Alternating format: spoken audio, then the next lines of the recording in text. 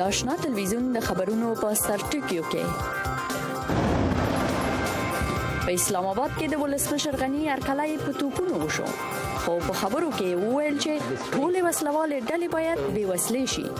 د کنفرانس او دوه اړخیزو لیدنو کتنو نتیجه به څه وي؟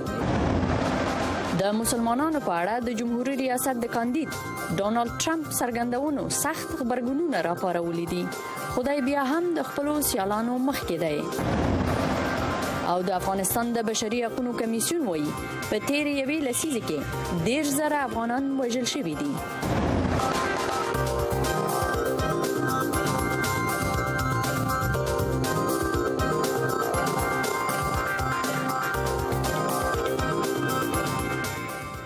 په اسلام آباد کې د آسیا د زړه کنفرانس یو مصروفه ورځ تیر شوه. موږ به د دې کنفرانس د پایلو او لاسته راوړنو په اړه د افغانستان د یو پخواني وزیر نظر واخلو. په سوریه کې د حکومت وسلوالو د اسد ځواکونو سره په یو اوربند موافقه کړې ده. درنو لیدونکو، ماښام مو په خیر. د نن چهارشنبه په خبرونه کې د کورني خبرونو ترڅنګ سیمه‌ییز او نړیوال خبرونه هم ځای کړ شوي دي چې هیله ده تر پایه پورې موږ سره پاتې شئ. زه برېښنا عمرخیله یم. د کندهار په هوایي ډګر باندې د طالبانو بریدونه لا هم روان دي که خلاص شوي دي. په دې اړه به تازه معلومات له کندهار نه د خپل همکار عزیز الله پوپل نه واخلو. پوپل صاحب سلامونه، که زما غږ اورئ؟ که وروستي معلومات موږ ته راکړئ چې جګړه ولې دومره دوامداره شوله، آیا پای ته رسېدلې ده او که نه؟ درنې همکاري تاسو او قدرمنو لیدونکو ته مې سلامونه او احترام وړاندې کوم. د کندهار د هوایي ډګر له دوو ساحو څخه نن مازیګر ناوخته موږ ته د لیدو اجازه راکړې شوه. یو هغه مکتب چې هلته وسلوال برید کوونکي پکې ځای پر ځای شوي وو، او بل هغه د خوراکي موادو ښارګوټي چې اولیا خوراکي مواد پکې خرڅېدل او ډېر د سرزان هم دلته ورسې دي. له دغو دوو ساحو څخه د لیدنې موقع راکړې شوه. او دوهم هوایي بلاکونه چې هلته هم داسې ګمان کېږي چې لا هم دوه تنه برید کوونکي لا درکه دي یا ژوندي دي. خو د 215 تنقلي اردو کمانډان تورن جنرال داود شاه پادار په یو مطبوعاتي کانفرنس کې نن ویل چې دوی په دغه هوایي بلاکو کې د لټون عملیات دوامدار ساتلي دي او کوشش کوي چې الته دغه بریدګر هم یا لمنځه یوسي یا وژل شوي جسدونه پیدا کړي. خو د رفت آمد اجازه ودغه ساحې ته نه ورکول کېږي. د تلفاتو په اړه باندې لا هم مختلف ارقام ورکول کېږي. جنرال پادار وایي چې په دې پیښه کې 9 نفر وژل شوي دي او 9 نفر نور زخمیان دي. د کندهار د نظامی شفاخانې یو سرچینې څو ورځې مخکې امریکا غږ اشاره راډیو ته ویل چې په دې پیښه کې 48 کسان چې وژل شوي دي جسدونه دوی ته وړل شوي دي او دوی د پیژندنې سلسله نه وژل شوي خلک دا ملکی خلک دي، نظامی خلک دي، که دا بریدګر وو؟ بله، د برید کوونکو شمیر 19 نفره شمول کیږي. د شاو پادار وایي چې 14 نفره برید کوونکي وژل شوي چې 4 انتحاریان وو او لاسې په وسلو سمبال وو. 2 نفره چې د هوایي بلاکونو مجریات کړ دوی د هوی د لټون لپاره عملیات روان دي او یو نفر د چې مشکوک دی هغه نیول شوی دی. پاتې سول د وژل شوو کسانو ده د کندهار د هوایي ډګر په احاطه کې لکه څنګه چې مخکنی راپورو کې مویل د کلي اردو کمانډاني، د پولیسو کمانډاني، د سرحدي پولیسو کمانډاني، د غرضقاتي ماموریت کمانډاني او په ضمن کې نړیوال هوایي ډګر او تر 100 زیات د حکومتي منصبدارانو فامیلي دي هلته چې هغوی کورنۍ ژوند کوي. دغه ښارګوټي چې د فامیلي په څنګ کې وو، بخښنه غواړم، دغه یو تجارتي بازار چې د خوراکي موادو د خرڅولو یو بازار دی، ډېر تلفات په دغه ځای کې اوښتي دي. او دغه دکانداران داسې ویل نن مازدیګر چې موږ هلته ورغلو هغه ساحې ته دوی ویل چې وسلوالو برید کوونکو له یوه مخ څخه نه شرکتي نیکه شرکتي دکانداران تر هدف لاندې راوستل او ډېرې تلفات دلته اوښتي دي. یو نفر سره چې ماته په ساحه کې خبرې وکړې د خپل ورک ورور په لټون کې وو او په ډېر جړغوني غږ باندې راته ویل چې یوازې 12 نفره د دوی د دکان په څنګ کې ورزشي کلب وو چې 12 نفر یوازې په دغه ځای کې وژل شوي دي. نو دغه هغه د ارقامو په رابطه باندې معلومات و چې د دوستانو سره مشارکت کړي. د بریدګرو د هویت په اړه څه ویل شوي دي؟ په څه ډول وسلو سمبال وو؟ د 215 تنقلي اردو کمانډان جنرال داود شاه پادار په دې مطبوعاتي کانفرنس کې چې اوس څو ورځې مخکې د ویل چې د بریدګرو د هویت په اړه باندې دوی تحقیقات کوي او پر دې هم تحقیقات کوي چې څنګه دغه نړیوال مهم امنیتي مرکز دوی ننوتل او په ضمن کې یو خبره د ویل چې دا د بهرنیو استخباراتو د سوه او د وژل کېدو لپاره دا شی جوړ شوی وو او په ضمن کې ویل چې هغوی بریدګرو په اردو ژبه باندې په خپل کې خبرې کولې او زیاته کړې چې برید هم هغه وخت شروع سو کله چې د خپل دفتر څخه کور ته روانو په دې پیښه کې ډول چې د یو ساتونکو وژل شوی دی او بل ساتونکو زخمی دی. په کندهار کې د امریکا غاک خبريال عزیز الله پوپل ستاسو د معلوماتو نه ډیره زیاته مننه. روغ رمټ اوسئ. اوس ځو نور خبرونه ته. د افغانستان په اړه ولسمشر محمد اشرف غنی وایي د سیمې د ثبات لپاره پکار ده چې د سیمې هیوادونه د افغانستان د امن او ثبات سره مرسته وکړي. د افغانستان د سولې او ثبات د ټینګښت لپاره کوم شیان ضروری دي؟ آیا د آسیا زړه هیوادونو یا د استانبول پروسه د سولې لپاره آخري چانس دی؟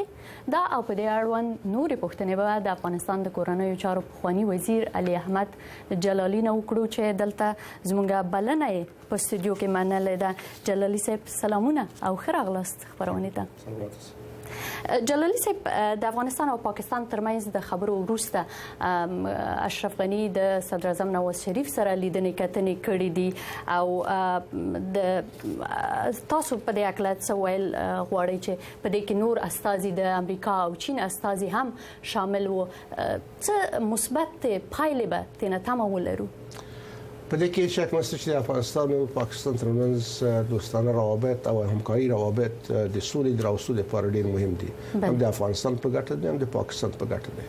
مګر متاسفانه هغه څه چې نن په دې آسیا د ژبه کنفرانس کې ویل شول 15 کال مخکې چې دا کنفرانس جوړ شوی 4 کال مخکې جوړ شوی عین خبرې کېدلې تر اوسه پورې عملی نتیجه نه دراوتلې. فکر کوم چې د دوه هیوادو په روابطو کې خواله هغه وساتل شي چې عملی ګامونه پوښتنه شي. عملی ګامونه افغانستان اخیستي دي. اوس پاکستان ته پکار دي چې عملی ګامونه واخلي او یو عمده ګام بداوي چې د خشونت او د ترهګرۍ سطح راټیټه کې په افغانستان کې معنی دا نه چې پاکستان کوي مګر پاکستان په خپل خاور کې دوی ته ځای ورکړي. په پاکستان کې دوی ته د آزادانه حرکت او پلان جوړولو او آمادګي د عملیاتو لپاره ځای ورکړي په یوه چې دوی چیرته دي. بله اشرف غنی په خپل وینا کې داسې اشاره وکړه چې په خوا به یوازې طالبان اوس څو ډلې طالبان جوړ شوي رامنځته شوي دي چې ټول سیمه ته یو ډول خطر رامنځته کوي. ستاسو په نظر آیا پاکستان هم هغه ډول چې افغانستان د طالبانو نه یو خطر ځان ته بولي پاکستان هم د یو خطر احساسوي د طالبانو نه وکنه؟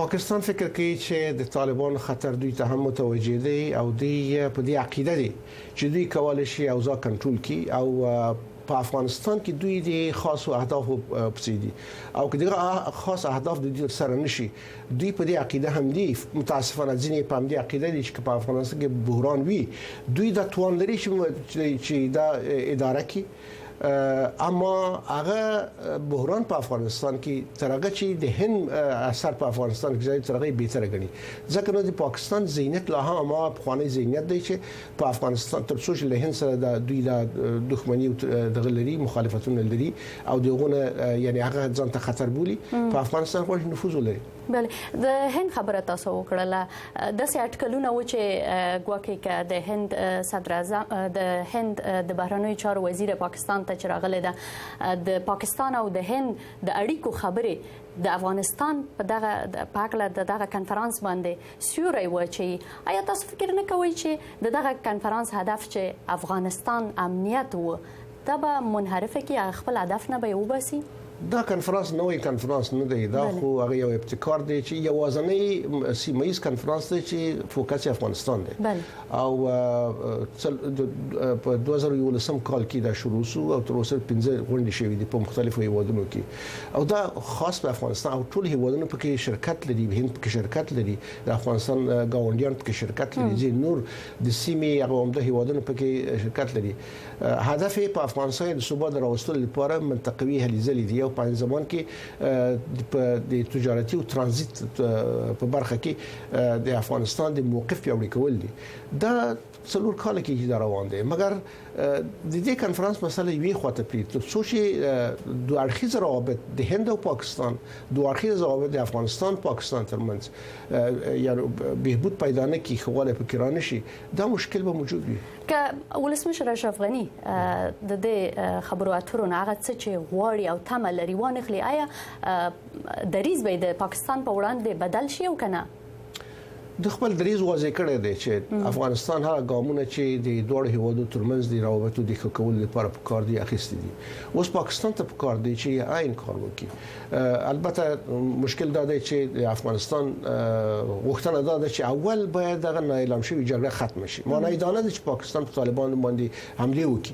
معنی دا ده چې خلی خاورې ته دوی ته اجازه ورنه کړي د خپل خاورې نه د افغانستان په ضد عملیات وکړي او یا هغه په وګړو ځایو کې چې دوی تر استفاده کوي د اړو پایس هغه لري کی دا وړي او د نه ورسته وخت چې دا کار وشو او عملی ګامونه پکې واچول شول واخستل شول افغانستان د تازه چې خاص روابط له پاکستان سره وپالي مګر پاکستان فکر کوي چې ټول یو ځای غوړي او غوړي چې ټول دغه په اوله ورته وعده ورکړي او دا ممکن کار نه دی. بله آیا تاسو په نظر کې دغه وار د اشرف غنی هڅه ځای ونیسي یا یو څه به تر لاسه کی او کنه او یا به دا اخري چانس دی افغانستان د سولې د خبرو لپاره؟ چانس اخري هیڅ وخت نشته، همیشه یو چانس موجود دی د خبرو لپاره. دا خبرې به دوام وکړي، ګومان نه کوم چې په یو ځل لیدلو یو ځای خبر د مذاکراتو باندې مسایل حل کیږي. مګر مهمه دا ده چې افغانستان په خپل د نن په هیواد کې د خپل بنسټونه قوي کړي، د خلکو اعتماد جلب کړي. که په افغانستان کې دولت دوام کوي، په افغانستان کې د خلک په دولت سره درېږي، په هغه صورت کې د مداخله د خارجي دومره اثر نه لري. څومره چې دولت دوام کوي، څومره چې دولت د خلکو په مرسته باندې پیاوړی کیږي، هغومره د طالبانو د پاکستان د مداخلو اثر کمیږي. بله، د افغانستان د کورنیو چارو پخوانی وزیر علي احمد جلالي ستاسو د ارزونې نه ډیره زیاته مننه. کور مو ودان. جمهور رئیس غنی په پاکستان کې د ترهګرو ډلو په خلاف د عملیاتو تر سره کول د صدر اعظم نواز شریف لخوا یو زړور ګام وګڼل، خو ویل چې دغه عملیاتو لامل ګډ شمیر ترهګرې ډلې افغانستان ته ننوتلې دي.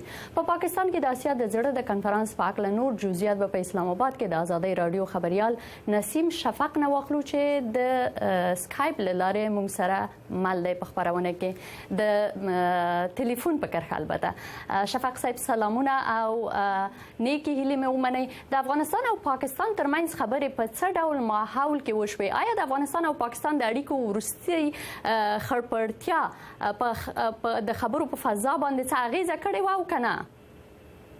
اول خو باید دا وایم چې جمهور رئیس اشرف غنی چې کله نن سهار اسلام آباد ته راورسید نو د هغه ډیره ګرم استقبال وشو او د هغه په د هرکلی په خاطر د توپ یوش دزي وشوي او خپل صدر اعظم نواز شریف هم هوایي ډګر ته هغه ورغلی او نور یو شمېر چارواکو دا په دې معنی چې لغه ډیر ګرم استقبال او هرکلی وشو. دومره دا چې د اسیا د زړه هیوادونو هغه کنفرانس چې نن ویناوالم چې په سر کې محمد اشرف غنی او نواز شریف خبرې وکړي او دغه راز لاغه څخه ورسته چې خبرې موسفي په څو مسایلو باندې چې هغه له تروریزم او افراطیت سره مبارزه و دغه کنفرانس ګډونوالو او د سیمایي همکارۍ پراختیا هغه کا سوداګري ده، هغه کا ترانزیت ده او هغه کا نور اقتصادي مسایل دي او دغه راز د افغانستان امنیت د سیمې د امنیت سره مشابه او دا ټینګار وشو چې کا افغانستان کې امنیت وي او سوله وي نو په دې معنی چې په سیمه کې به سوله او امنیت وي. نو وروسته لغنه بیا جمهور رئیس محمد اشرف غنی نور لیدنې هم درلودې د نواز شریف سره دوه سره ولیدل، د افغانستان پاکستان او امریکا د اړخیزه ناسته و، د افغانستان پاکستان امریکا او چین څلور اړخیزه ناسته و. جمهور رئیس غنی د ایران له بهرنیو چارو وزیر سره وکتل او پر مختلفو مسایلو د لاغي جملې څخه داعش پاړې سره خبرې وکړي او دغه راز د هند بهرنیو چارو وزیر سره دوه اړخیزه خبرې درلودې او نن ماښام ټاکل شوې ده چې ښاغلی غنی د پاکستان د پوز د ادریسیز براهیل شریف سره هم خبرې وکړي. نو په مجموع کې کله چې صلاح الدین ربانی او سرتاج عزیز هغه یو خبري کنفرانس راغلل، دغه غونډه په مجموع کې موفقه او کامیابه وبلله او هغه ډیره ګټوره ارزیابي کړه. شفاق صاحب د پاکستان خلک د دې کنفرانس په اړه څه وایي؟ په تیر په ټولنیزو رسنیو کې د دې کنفرانس په اړه څه خوشبیني شته؟ نو په مجموع کې د پاکستان پر رسنیو کې او په څېړونکو او تحلیلګرانو کې دغه کنفرانس ډیر مثبت ارزیابي کیږي د په خاصرګه کتل کیږي او دا چې د پاکستان په بلنه او ټینګار سره محمد اشرف غنی په دې کنفرانس کې برخه واخیسته او له پاکستاني چارواکو سره وکتل پر سولې خبرې وکړې د تروریزم سره په مبارزه او پاکستان ته په داسې حال کې سفر وکړ چې د کابل او د اسلام آباد اړیکې تر بل هر وخت ډېرې ترنګلې شوي او خرابې شوي دي. نو پاکستاني رسنۍ او پاکستانیان په مجموع کې د په ښه نظر ګوري په ښه سترګه ګوري او دا تمه لري چې د کابل او د اسلام آباد ترمنځ اړیکې بیرته ښې شي ځکه چې دغه د اړیکو دغه ترنګلتیا د افغانستان او پاکستان ترمنځ سوداګري هم ډیره اغیزمنه کړي او افغانستان اوس 40% خپل واردات له پاکستان څخه کم کړي یعنی په یو ډول د پاکستان د سوداګرو فشار هم پر د پاکستان پر حکومت زیات دی په دې خاطر باندې.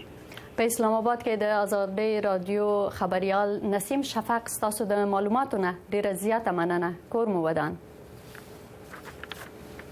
د افغانستان جمهور رئیس محمد اشرف غنی د آسیا د زړه په کنفرانس کې د ګډون لپاره نن چهارشنبه سهار اسلام آباد ته ورسید. اولته د آسیا د زړه د 15 کلنی کنفرانس په دوهمه ورځ غونډه کې چې هر کال زیات شمیر هیوادونه پکې راټولیږي د ترهګرۍ په وړاندې د مبارزې په برخه کې د پاکستان سره د همکارۍ ژمنه وکړه.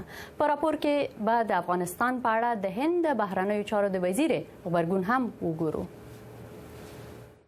د پاکستان صدر اعظم نواز شریف په خپل او د پاکستان لوړپوړي نور چارواکي د اسلام آباد په هوایي ډګر کې د جمهور رئیس غنی هرکلی ته راغلي وو او د 21 ډزو په ځانګړي سلامي سره په خورا میلمه‌پالنې روحیه ورته خراغلاست وای.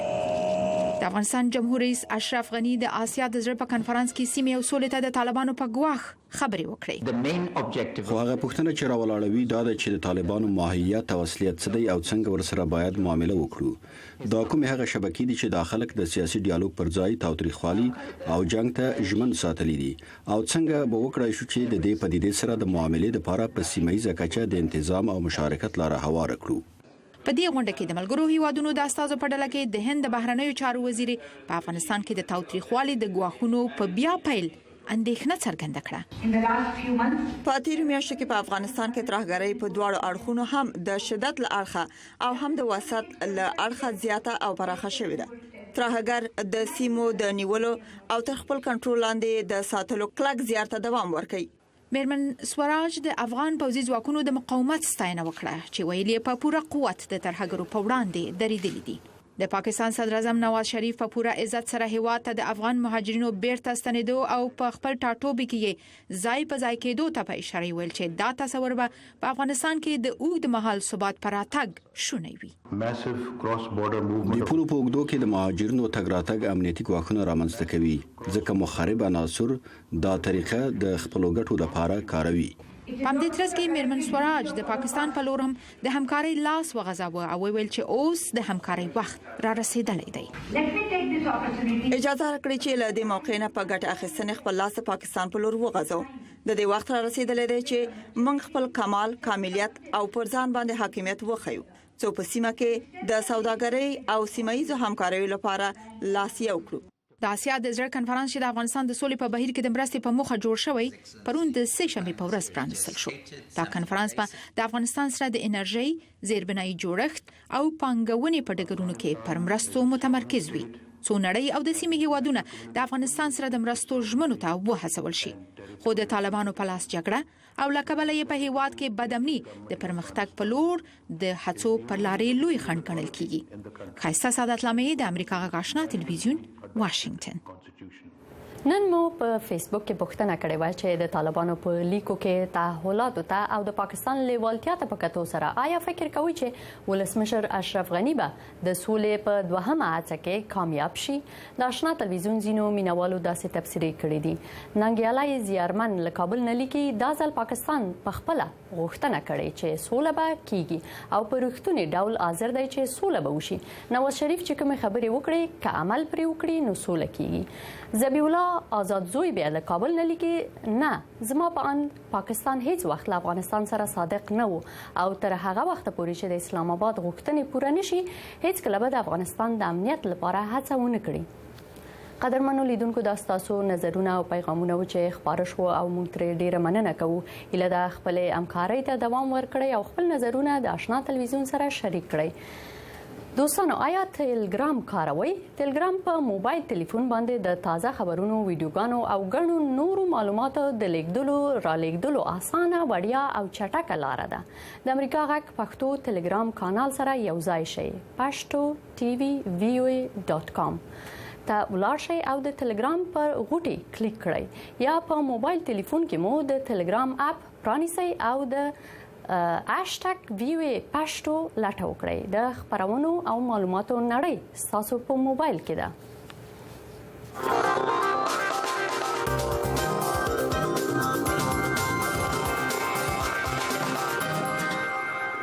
بل مهمه موضوع د افغانستان د بشري حقوقو کمیسیون وایي په تیرې یوې لسیزه کې 10,000 خلک وژل شوي دي. دا کمیسیون په هیواد کې د بشري حقوقو د وضعیت په اړه اندېښنه کولې ده او زیاته کړې ده تر څو چې په افغانستان کې قانون په مساوي توګه په ټولو باندې یو ډول پلی نشي. په هیواد کې به د بشري حقوقو سرغړونه دوام پیدا کړي. د افغانستان د بشري حقوقو سیمه‌ییز کمشنر شمس الله بارګزی نن په کابل کې خبريالانو ته ویل چې اوس مهال 312 بندیان د بګرام په زندان کې وخت تیروي سره لدی چې د محکمې لخوا بې ګناه پیژندل شوی دي. د بشري حقوقو کمشنر ویل چې د افغانستان محکمې د مصلحتونو لامل خلک په زندانونو کې ساتي. در ماده 129 قانون اساسی افغانستان د اساسی قانون په 129مه ماده کې راغلي دي چې د محاکمو وروستي فیصله باید عملی شي او دا فیصله د قانون حیثیت اخلي او بل هیڅ مرجع د رئیس جمهور نیولې تر لاندې پورې د هغه د ساتلو حق نه لري. د ملګرو ملتونو انکشافي ادارې هم د افغانستان د بشري حقوقو د وضعیت په اړه اندېښنه څرګنده کړې ده.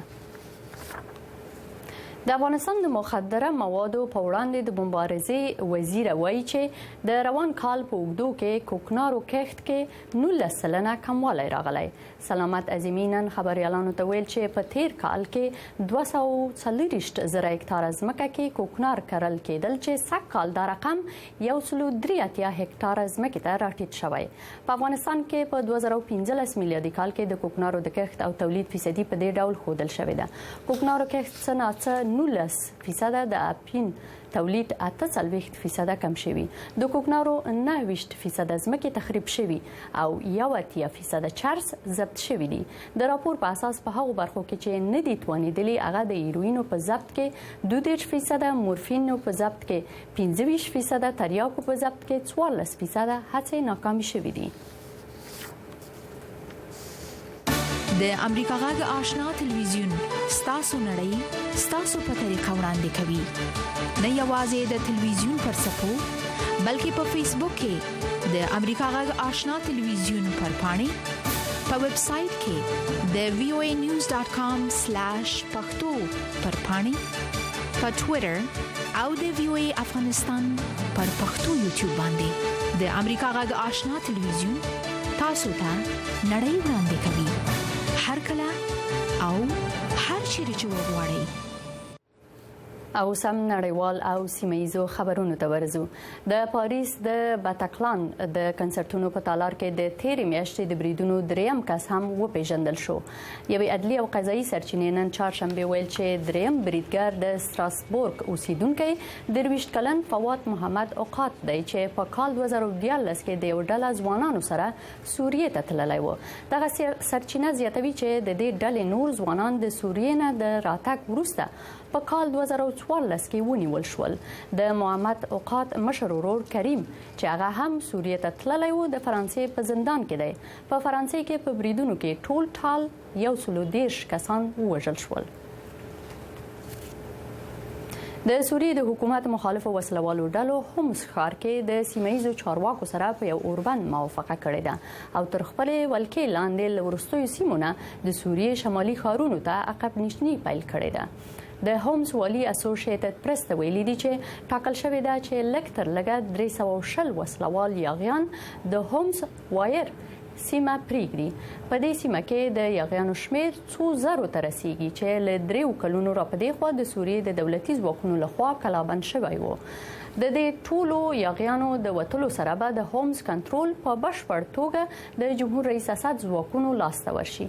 بلخو د سوریې د حکومت نورو مخالفو ډلو نن د سعودي عربستان په پلازمینه ریاض کې غونډه وکړه چې د حکومت سره د سولې د خبرو اترو مخکې یو متحده جبهه جوړه کړي.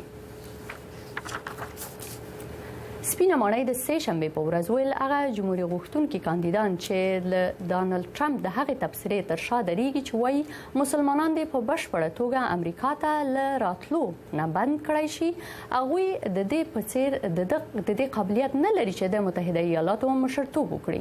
د مسلمانانو په اړوند د ډانلډ ټرمپ تبصرې په پاریس او کالیفورنیا کې د ترهګرۍ بریدونو نه وروسته نور هم تودې شوې دي.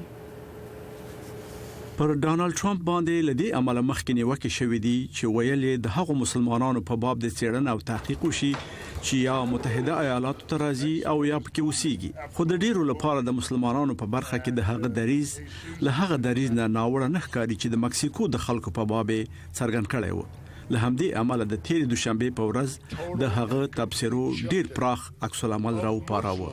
سپینه ماڼۍ وایي چې د هغه تبصرې د اساسي قانون سره مغایرت لري. هر جمهوریت غوښتونکی چې د جمهوریت ګوند له پلویانو نه دومره ویره لري چې دا ومني هغه د ولسمشر د خدمت کولو وړتیا هم نه لري. د متحده ایالاتو د استازو د خونې رئیس او جګپوړو جمهوریت غوښتونکي پال راین دا ومنله چې د ډانلډ ټرمپ پیشنهادونه د امریکا پر معیارونو برابر نه دي. هغه څه چې تیر ورځ وویل شول هغه د دې ګوند دریز نه دی. تر دې مهمه دا ده چې هغه د دې هیواد دریز هم نه دی. د ټکساس د ایالت سناتور او د جمهوریت غوښتونکي ګوند کاندید ټیډ کروز وایي د ډانلډ ټرمپ سره موافق نه دی خو پر هغه لنی وکنه ډډه وکړه. زه د ډانلډ ټرمپ ستاینه کوم چې د امریکایانو توجه د ضرورت ور اړولې ده چې خپل سرحدونه خوندي کاندي. په نړیواله کچه د ډانلډ ټرمپ پیغام غیر دیموکراتیک له قومي تعصب نه ډک او د خپګان وړ بلل شوی دی. په متحد هیواد ترکیه کې هم ډیر عکس العمل راپارولای دی. دا ډیر احمقانه وړاندیز دی چې مسلمانان امریکا ته له تللو نه ایثار کړی شي. اول خدای د بشري حقوقو او دیموکراسي سره مغایرت لري. لبل پلوه له داعش سره د مبارزې خلاره هم نه ده. هغه وی لبل پلوه مهم واقعیت دا دی چې روانه ستونزه اسلام نه دی بلکې سختدریزي ده. دیموکراتانو او نورو خبرداري ورکړی دی چې ډانلډ ټرمپ په هیواد کې نفاق پروي او سختدریزي ډلې همدغه کار غواړي. د ملګرو ملتونو د بشري حقوقو رئیس زید راد الحسین د ډانلډ ټرمپ پیشنهادونه غیر مسؤلانه او خطرناک بللي دي. نسیم ستانزی د امریکا غږ آشنا ټلویزیون واشنگټن. د امریکا کانګرس د سه شنبه په ورځ داسې یو قانون تصویب کړ چې لمخه یې د امریکا متحده ایالاتو ته د ویزې پرته سفرونو باندې محدودیتونه لګول شوې دي. د دې ګام څخه موخه دا ده چې هیواد د ترهګریزو پیښو په وړاندې خوندي وساتل شي. دا قانون د کانګرس د استازو په مجلس کې د 409 موافقو او یوازې 9 مخالفو رایو سره تصویب شو چې په بنسټ د 18 هیوادونو او سیمو خلکو سوابق چې لویزې پرته امریکا ته د تګ راتګ امتیاز درلود په جدي توګه وڅېړل شي او دوی د اړین معلومات د امریکا د متحده ایالاتو حکومت په واک کې ورکړي. او په استانبول کې د متحده ایالاتو قونسلګرۍ د سه شنبه په ورځ ویل چې نن چهارشنبه به د احتمالي امنیتي ګواښونو له کبله د قونسلګرۍ څنګه بندوي. په استانبول کې د متحده ایالاتو قونسلګرۍ امریکایي اتباعو ته ویلي چې بیدار اوسي. په واشنگټن کې د بهرنیو چارو وزارت ویان جان کوربي خبريالانو ته ویل چې د قونسلګرۍ خدمات ځنډول شوي خو بیړني خدمات ترسره کیږي. د ترکیې په انقره، ازمیر او ادانه ښارونو کې د امریکا ډیپلوماټیک ماموریت په عادي ډول روان دی. یاد دی چې په استانبول کې د امریکا په قونسلګرۍ تیر کال په اگست میاشت کې برید شوی و.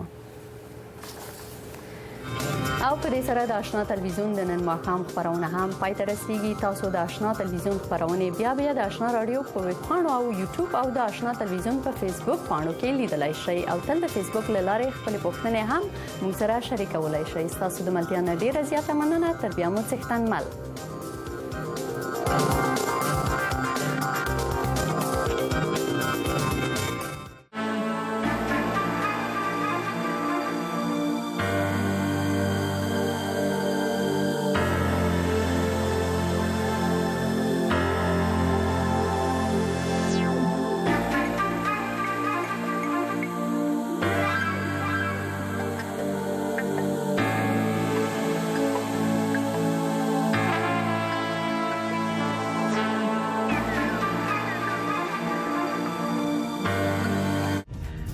assistant Samantha